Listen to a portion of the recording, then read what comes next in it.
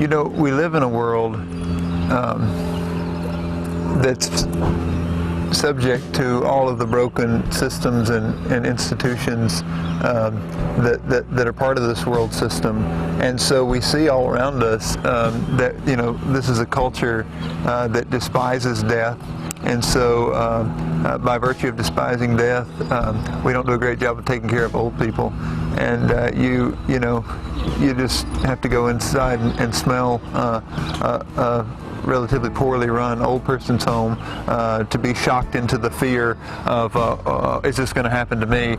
And I think that drives a lot of us to make kind of extreme security measures for our latter years. And of course that desire to just kind of have basic needs met and be provided for in our latter years is kind of what's behind our life insurance policies and our health insurance plans and our retirement plans, and not just for ourselves but for our families, you know, when we get old and are gone.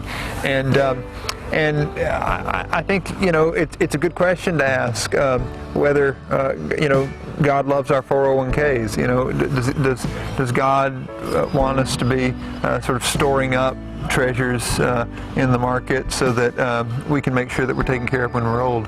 And it seems to me that this tactic of eternal investments is an invitation to enter into a kind of community where we're not left alone as these kind of individuals who have to work hard and take care of themselves and, you know, keep up enough, keep back enough so that they can take care of themselves when they're not able to work anymore, because God says if we invest in the things that last forever, then there will be people who love us and people who are there to take care of us when we're old. I mean, it's kind of like an African friend I have who we were talking about retirement, and I said, you know, you have any kind of retirement plan where you are? And he said, yeah, I have 13 kids. You know, I mean, that's certainly a cultural sense that we rely on the biological family, but I think Jesus even opens it wider and says,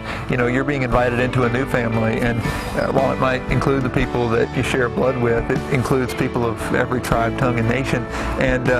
And you know, you might even think some of these people are your enemies now, but it might end up they could take care of you in your latter years. I have another friend in Africa who suffered from just the violence of the Rwandan genocide, lost his father and some siblings and a number of neighbors in that terrible tragedy that happened back in the 90s.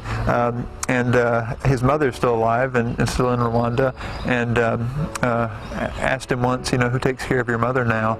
And it turns out it's somebody from the family of the person who killed his father. I mean, you know, it's an incredible story of forgiveness and reconciliation, but it's also an incredible story of how God provides. You know, you never know who God's going to use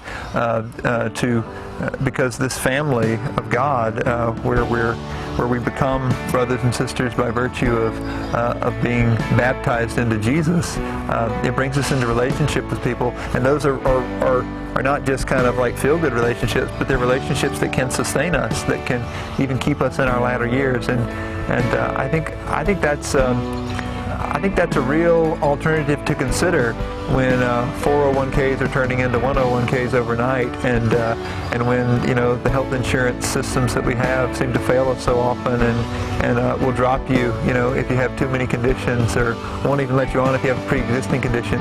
And here's a God who's willing to welcome you into the family no matter what your condition. And I think that's good news for all of us.